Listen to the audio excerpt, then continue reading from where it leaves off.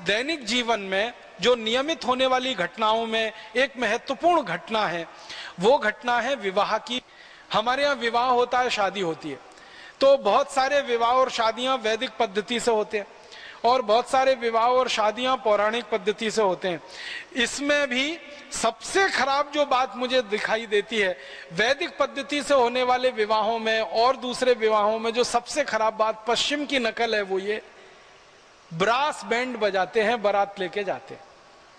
ये जो बारात जाती है और इसमें जो ब्रास बैंड, ब्रास समझते हैं, वो भोपू जैसा जो बजाते हैं, बड़ा ही दम लगती है, उसमें पूरे फेफड़े फूल जाते हैं, 8-10 ब्रास रहते हैं, उसके साथ वो बैंड रहता है, ढम ढम ढम ढम आवाज करता है। ब्रास तो इतनी तेज आवाज करता है।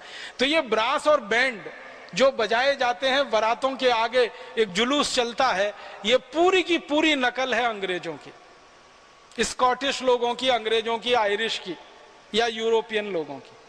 यूरोप में ये परंपरा है, खासकर इंग्लैंड में, स्कॉटलैंड में, आयरलैंड में, कि ये ब्रास और बैंड तब बजाया जाता है जब दूसरे दुश्मन पर हमला करने के लिए जाया जाता है। उनके यहां ब्रास बैंड बजाते हैं, लेकिन जब एक राजा दूसरे राजा पर हमला करने जाए, आक्रमण करने जाए, चढ़ाई करने जाए, तब वो ब्रास बैंड बजाते हैं और सेना के आगे आगे चल के जाते हैं। ये जो ब्रास बैंड वाले लोग होते हैं, ये आर्मी के आगे चलते हैं ताकि आर्मी में जोश भरे, उत्साह भरे और जाकर वो दूसरे दुश्मन पर टूट पड़े, हमला करे। और यहाँ मूर्ख भारतवासी शादियों में और बारातों में वो ब्रास बैंड लेके जाते, पता नहीं किस पे हमला करने जा रहे। अगर आप भारत में किसी भी महान व्यक्ति की विवाह और शादी की पद्धति के बारे में जानने की कोशिश करें, श्री राम की शादी हुई, वो भी बारात लेके गए, लेकिन ब्रास बैंड थोड़ी लेके गए। हमारे यहाँ पुराने, अभी से लेके पुराने तक जितने भी महापुरुषों किसी की भी शादी और ब्याह के बारे में देखेंगे, कहीं ब्रास बैंड नहीं है। ये अंग्रेजों की भारत में जब दखल हुई और उनकी आर्मी यहाँ आकर रहने लगी और उनकी आर्मी में ये ब्रास बैंड बजने लगा, क्योंकि उनको हमला करना रहता था, कभी भारत के एक राजा पर, कभी दूसरे राजा पर, कभी तीसरे राजा पर, कभी चौथे राजा पर, तो अंग्रेजों की फौज में ये ब्रास बैंड बजता रहता था। बाद में जब अंग्रेज गए तो अंग्रेज चले गए, वो ब्रास बैंड को यहीं छोड़ गए और हमने उसको बजाना शुरू कर दिया शादी और बारातों में। इतना खराब लगता है, कान फोड़ने वाला तो उसमें से संगीत निकलता है, कान फोड़ने वाला वो ड्रम बजता रहता है, सबको इरिटेशन होता है, जो भी बारात में चलता है सबको सिर दर्द रहता है, वो इतना खराब बजता है, बैंड और ब्रास दोनों। लेकिन किसी की हिम्मत नहीं है उसको बंद करा दे।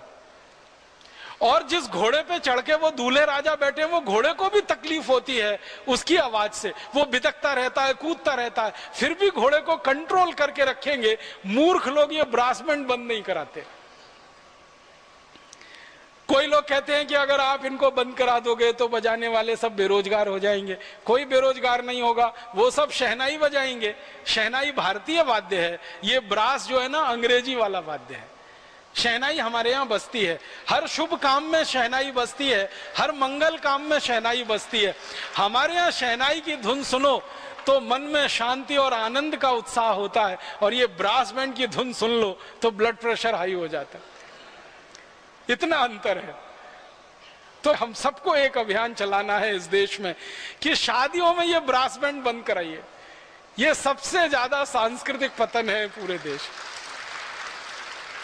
और उसकी जगह शहनाई बजवाइए, शहनाई बजवाइए, तुरही बजवाइए, हमारे यहाँ बांसुरी बजवाइए। बजाने के लिए कोई वाद्य यंत्रों की कमी नहीं है, उसी को क्यों बजाएं जो अंग्रेजों की देन है। तो ये एक बदल होना चाहिए। ये बहुत सांस्कृतिक पतन हो चुका है हमारा इस मामले में।